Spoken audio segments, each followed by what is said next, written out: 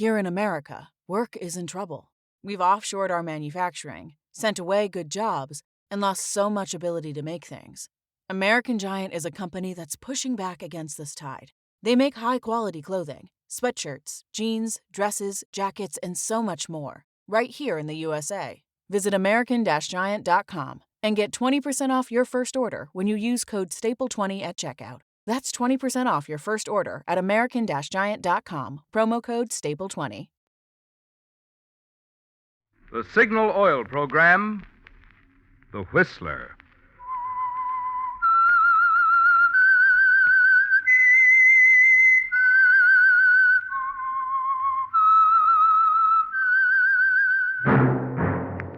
That whistle is your signal for the Signal Oil Program, The Whistler.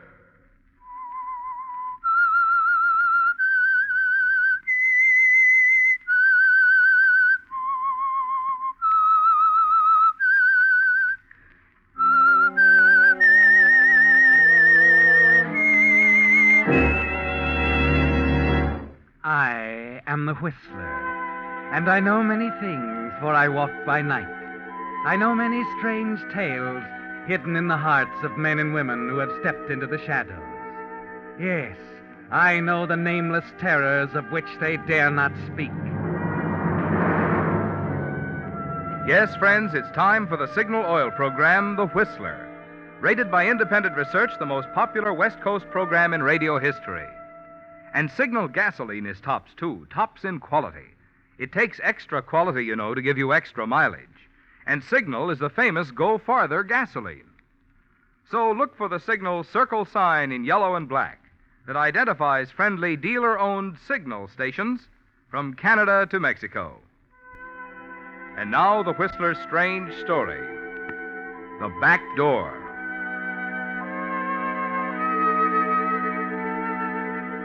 It had been a sensational trial, also a very strange one. If the men in the press room agreed on nothing else, they were unanimous in the opinion that the case of the people versus Edward Crane was the most amazing courtroom drama Hartley County had ever seen. The mere fact that now, after 51 days in court, after 16 hours of waiting for the jury to bring in the verdict, these men in the press room were still fascinated, still discussing the pros and cons. That was testimony enough. Okay, but I tell you, Ward, I got a feeling. Yeah, what? Edward Crane's going to lose this case. Well, make yourself some dough. They're betting 8-5 he gets himself acquitted. I know my hunch sounds crazy, but the whole thing was crazy from the first. Edward Crane, the biggest criminal lawyer in the business, hooked on a murder charge. And on top of that, acting as his own defense. Yeah, that part don't make sense, does it? Nah, it never did. No, but that doesn't mean they'll convict him. Plenty of guys are working the street today only because Crane pulled a rabbit out of the hat at the right time. There weren't any rabbits in this one, Ward. Funny, but it almost looked as if the guy weren't trying. As if he wanted to be convicted.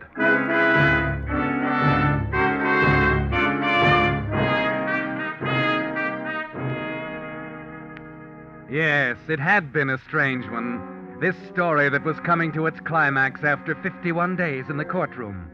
And although the reporters, remembering Edward Crane's past triumphs, had freely predicted surprising developments, not one of them could guess even a fraction of the truth.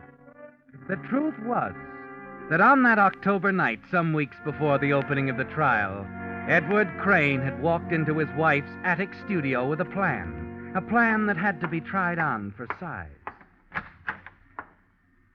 Good evening, Ruth. Oh, now, don't bother me, Edward. I'm very busy. I want to talk to you.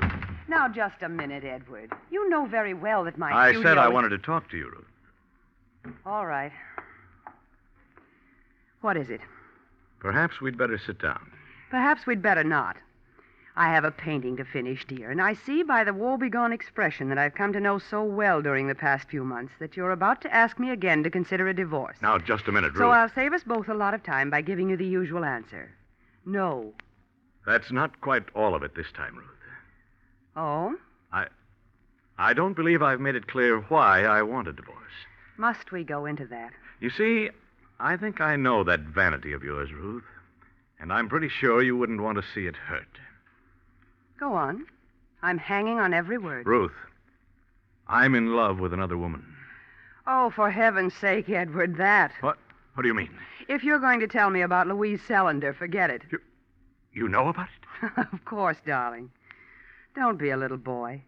How could you expect to keep a thing like that quiet in a town like this? But I thought Shall I give you a case history? You met her last June at the Jenkins trial. Took her out for the first time on the 8th of July to the Shadows over in Brookridge. Out of town, of course, but not quite far enough. Since then, you've been meeting her at least once a week at Leonardi's on conference nights. How long have you known about this? Almost as long as you have? Why? Why, I don't know. Well, then, let's drop it, Now, I've been a good girl and listened to you, dear. Suppose you run downstairs to your evening paper and let me work. Why are you doing this, Ruth? Oh, maybe I'm thinking of Louise. She's young and pretty. There's a happy life ahead of her with someone. Maybe I just don't want to see her make a mistake. And you are a mistake, Edward, a frightful mistake. Thank you. Nothing at all. Ruth. Do you still want to take that trip? To Canada? Yes. Certainly. I've been telling you for ages how I've wanted to do some landscapes. Yes, but I didn't want you to go until I had a chance to discuss this thing with you. Now that we understand one another... Of course. Now you'll be happy to see me leave. Exactly. I'll be gone for 7 or 8 months, you know. I know. Hiding out at Renee's Lodge in Manitoba for 3 months, and then west to lose yourself in the glories of the Canadian Rockies.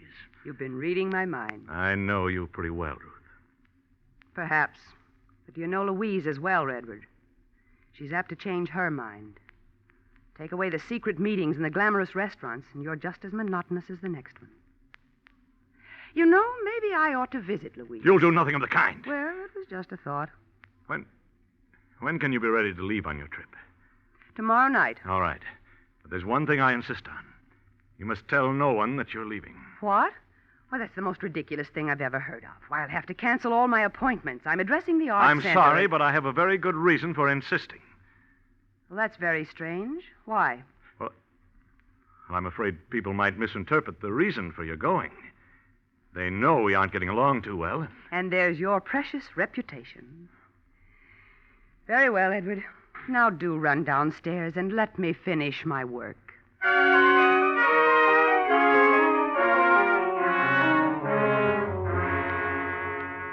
Yes, Edward, you tried the plan for size, and it fits. And somehow you're relieved. Your experience as a trial lawyer has made you a master at talking of one thing and thinking of another. And at the moment you were proposing Ruth's trip to Canada, your mind was on something else. Somewhere in the huge, imposing edifice known as criminal law, big and terrifying from the front, but with back doors here and there open to escape. One back door, one loophole in particular, that will allow you to murder your wife and go free. On the night after Ruth leaves for Canada, you decide it's time to call Louise to set her mind at rest. I can't help it, Edward. I love you so. We simply have to be patient, dear. It isn't easy. You know that. Of course. But I'm going to take care of it, Louise. There's a way out? Just trust me, that's all. No matter what happens. Oh, I do trust you. But I don't understand, Edward. I thought... Now, please, don't worry any more, Louise. Just leave everything to me.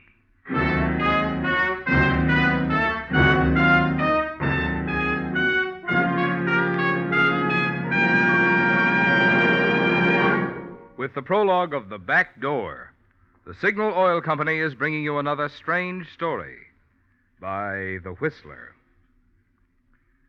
But now, a message to drivers. To get the tops in performance from your car, you naturally want the gasoline that's tops in quality. And to be sure you're getting the tops in gasoline quality, there are just 2 things to remember. 1, in gasoline, it takes extra quality to go farther. And 2, Signal is the famous Go Farther gasoline. You see, mileage, yes, mileage is the best yardstick of gasoline quality. After all, the only way any gasoline can put more thrilling performance into your car is by helping your motor run more efficiently. And when your motor runs more efficiently, naturally you see proof of it on your speedometer in mileage, the very thing Signal gasoline is famous for. That's why we're so proud of Signal's good mileage, which has made Signal gasoline known from Canada to Mexico as the Go Farther gasoline. And it's why we say, to be sure of the tops in gasoline quality, just remember two things. One, in gasoline, it takes extra quality to go farther. And two, Signal is the famous Go Farther gasoline. And now back to the Whistler.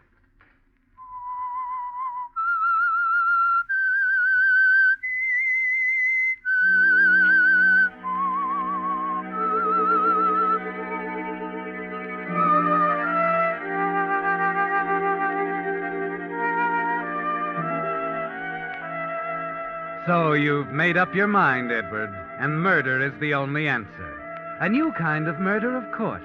An ingenious, audacious variety that can't fail, because it assumes at the outset that there'll be an arrest, a trial, that the law will run its course. Yes, Edward. You know that when the time comes, that back door will be opened behind you, that secret back door to freedom and a new life with the woman you love. You begin the next morning with a call to the neighborhood plumber, a curious, gossipy little man named Potter.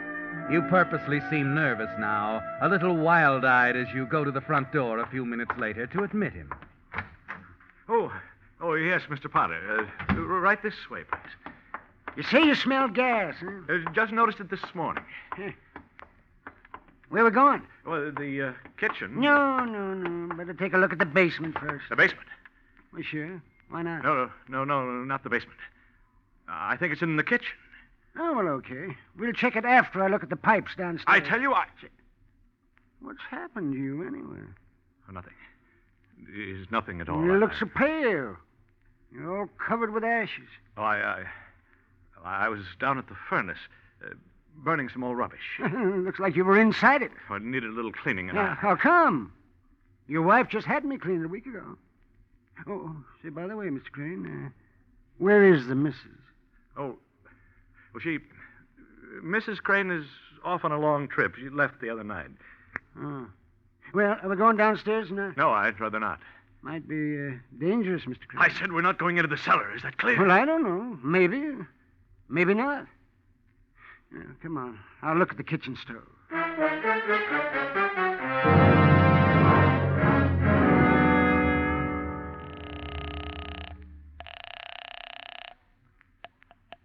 Hello? Louise? Oh, Edward. I'm sorry I didn't see you yesterday, darling. I'd like to make it up to you tonight. Oh, really, Edward, do you think we should, the way things are? People are starting to talk. Oh, I'd give anything if we could be together forever, darling, but now I don't want to embarrass you. Oh, that's just the point. Let 'em talk. I'm tired of dodging the issue, meeting you in back alleys and out-of-town restaurants. It's high time we brought it out in the open. But, darling... I mean it. We're not going to Brookridge tonight, Louise. We're having dinner right downtown at Pierre's. I'll pick you up at 7. Now, listen, darling. Now, that's all there is to it now, Louise. I insist. All right, Edward. 7 o'clock.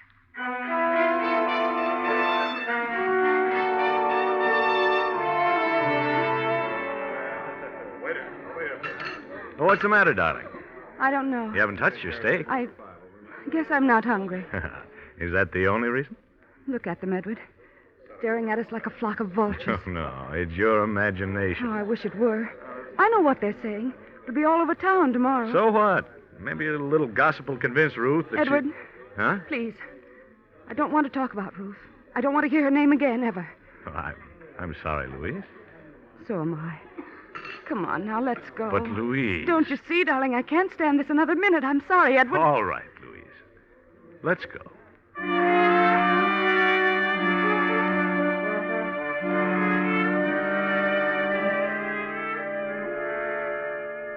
You wish you could tell Louise how it's going to be, Edward, but you know you must be practical. There's only one time for that, after it's over. After the hue and the cry and the drama of the trial and the retreat through the back door. So you take her arm now as the two of you leave the restaurant. Note with satisfaction the smug faces, the staring eyes, the heads together over tables in the far corners of the room.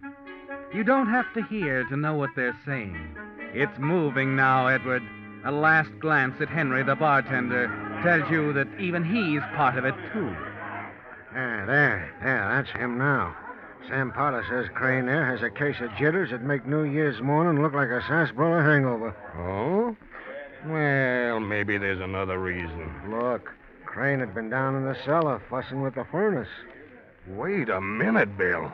You mean that... Well, I don't know. Maybe his wife is away on a trip. Who knows?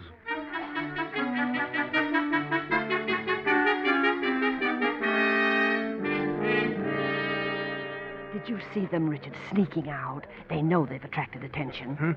Oh, forget it, Myra. I've seen Crane around the city hall. He seems to be all right. It's all right for him to be running around with another woman.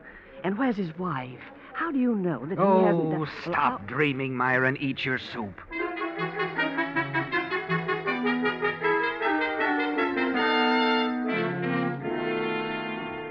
It's building solidly, isn't it, Edward? With each passing day, you can almost feel the wall of criticism and suspicion rising around you, closing in. Almost hear the words of your accusers, like the people at the Art Center. I can't understand Ruth Crane going away without telling us. She'd promised to conduct a special lecture on landscapes. Do you suppose that something's happened to her? Happened? Like what? Oh, I don't know, but she's always been so reliable, so punctual with her appointments. It makes one wonder.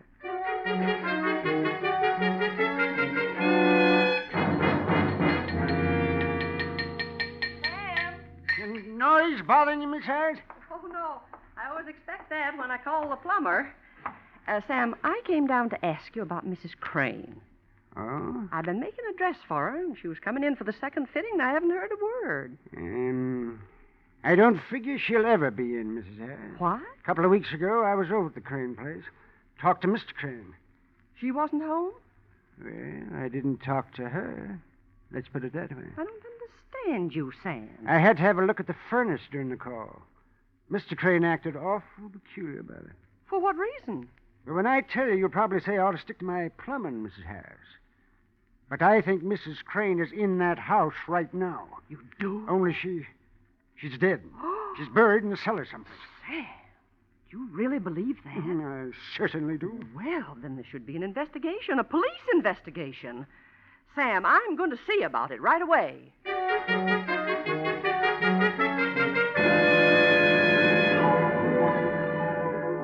Yes, Edward, the tongues are wagging all over town. But you're far from the usual frightened suspect as you learn about it. Watch the snowball begin to roll. It's exactly as you figured it, isn't it, Edward? First, the mutterings ripening into suspicion. The 2 thriving weeks of suspicion finally materializing into something more concrete.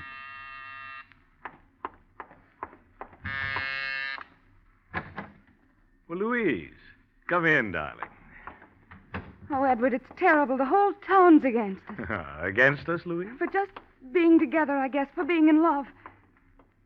Edward, there's a man on his way here. From the district attorney's office. Really? They don't believe Ruth went away. Now, there's nothing to be afraid of. It doesn't matter what they think. But what will you tell them? The truth.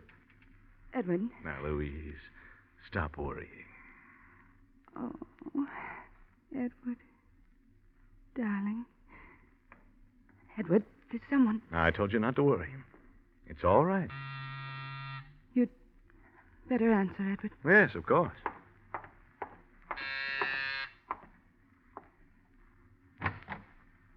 Oh.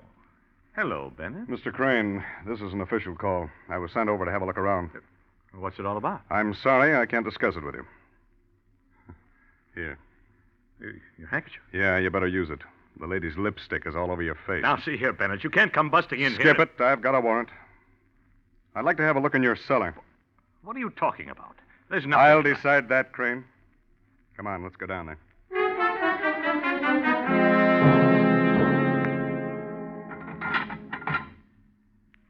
Well, just what are these? What? Why, they're buttons. They're from an old painter's smock. Your wife's?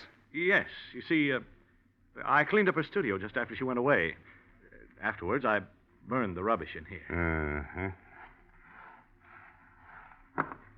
Uh-huh. What about this, Crane? Is this some rubbish, too? Why? Well, yes. That's a piece of bone. And where did it come from? Well, Mrs. Crane is of the realist school. She used it in the painting of still life. You can show us that painting? I know she didn't like it when she finished. I'm afraid it's been destroyed. I see. This is going to be a little difficult, Mr. Crane. You probably know the talk that's been going on around town. Well, I'm afraid we can't ignore it any longer. What kind of talk? People around here seem pretty convinced you murdered your wife. Why, that's... And a report from a man I've had checking on you for the past week makes me think they're right. I'm going to have to place you both under arrest. Both? You and Louise Sullender.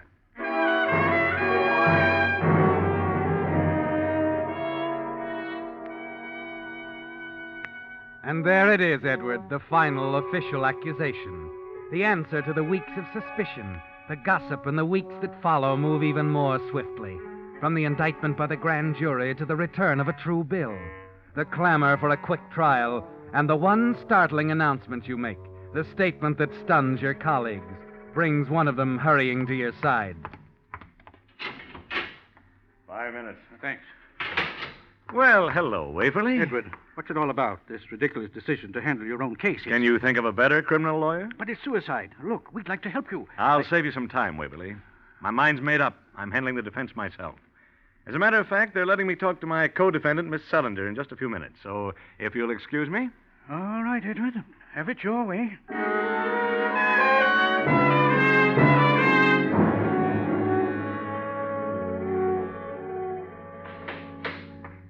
Edward, darling. Louise. Edward, it's all so horrible.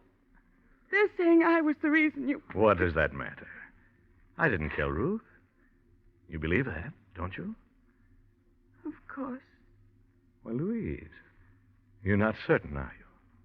Darling, all I know is that I love you terribly. It's going to be all right. Remember that. No matter what happens, it's going to be all right.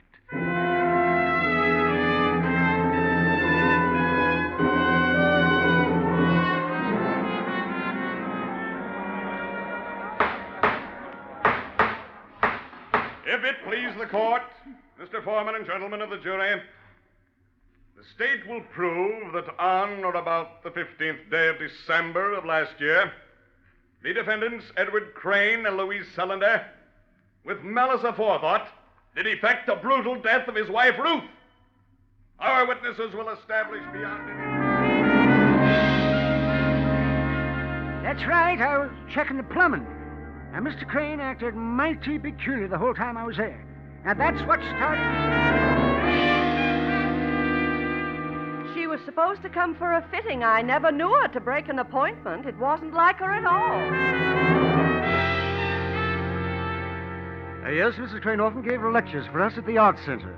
She had one scheduled for early in January. And then I heard someone say... Objection!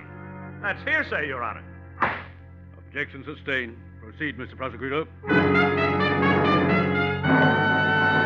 And my last words to you, ladies and gentlemen of the jury, the state has not proved anything. It's all conjecture, hearsay, lie. Order! Order! Another outburst, and I'll clear the court. Now, Mr. Crane, will you conclude as quickly as possible?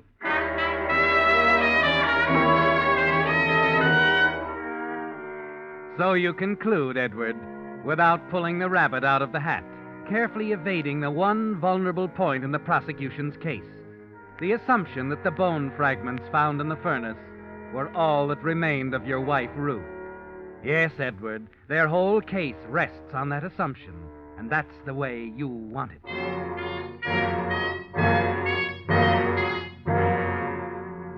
Ladies and gentlemen of the jury, have you reached a verdict? Yes, Your Honor.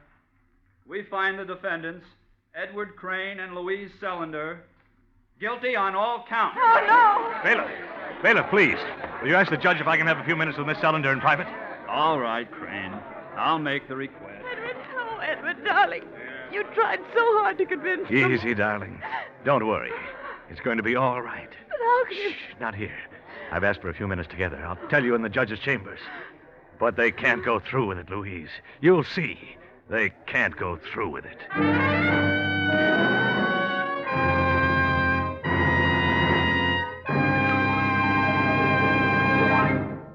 The Whistler will return in just a moment with the strange ending to tonight's story. Meantime, in the interest of public service, Signal Oil Company has asked me to bring you the words of the President of the United States on a subject of importance to every able-bodied man between the ages of 17 and 35. I quote President Truman. Today, the new National Guard gives every man an opportunity to give that personal service to his country and at the same time to advance himself. In National Guard units all over the country, thousands of veterans and other ambitious young men are finding the opportunity to study and learn the things that help them advance in their civilian jobs. They are finding the fellowship that is part and parcel of America. They are participating in a sports and recreation program that keeps them fit, and they are receiving the training that helps keep America strong. Those are the words of President Truman. I might add, there are still many opportunities for ex-servicemen to enlist in grade, which means even higher pay for one night of training per week. Get full information by contacting your local headquarters of the National Guard. And remember, when you join the National Guard, you're benefiting not only your country, but also yourself. And now, back to the Whistler.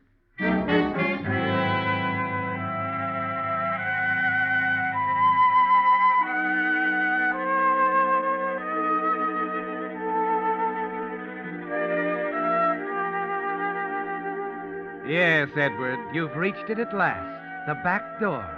The loophole in the law that will let you and Louise be together. It's over now. All the planning, the long weeks of the trial, and the guilty verdict against you and Louise. You're trembling excitedly as the bailiff comes back to tell you that it's all right. That you can have 5 minutes together alone. You can tell her now, can't you, Edward? End her fright and grief with a simple explanation of your carefully conceived plan. You turn, take her in your arms as the bailiff withdraws from the room and the door closes. Darling. Edward. It's all right, Louise. She isn't dead. She isn't dead at all. What do you say? Don't you see? They've convicted us, legally. But Ruth's alive. She's in Canada. I sent her there myself. But No, wait. Let me tell you the whole thing, Louise. It's to bring us together. She said she'd never give me a divorce, and she wouldn't have. But I got her to go away. I wanted them to convict us. I don't understand, dear, not at all. Look, Ruth's in the Canadian Rockies. She went there after spending 3 months at a lodge in Manitoba run by a man named Rene. I'm going to have Rene brought here. But, Edward, Don't you see? He'll swear she was alive after the time we were supposed to have killed her. With testimony like that, they'll be forced to set us free. And then I'll find Ruth and really get rid of her. That's what I've been working for all the time, dear. After once releasing us, they'd never try to connect us with her disappearance again. Edward, why didn't you tell me? I couldn't, my dear. It had to be this way. But it won't work. It can't. Why, of course it can. When my witness gets here, we'll have proof. You won't have a witness, Edward. You can't. Ruth came to see me the night she was leaving. I killed her, Edward. I killed her. So we could be together.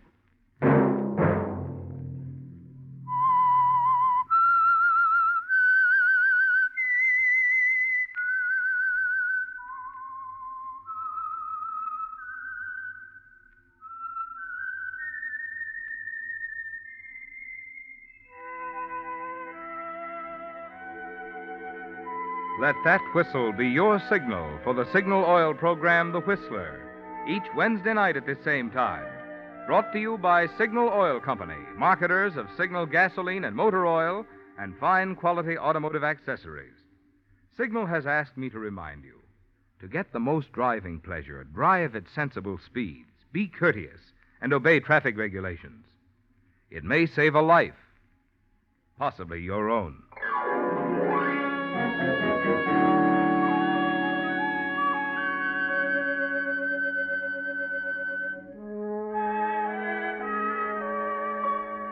Featured in tonight's story were Willard Waterman and Virginia Gregg. The Whistler was produced by George W. Allen with story by James Erthine, music by Wilbur Hatch, and was transmitted to our troops overseas by the Armed Forces Radio Service. Next Wednesday, for a full hour of mystery, tune in a half hour earlier. Enjoy The Saint as well as The Whistler. This is CBS, the Columbia Broadcasting System.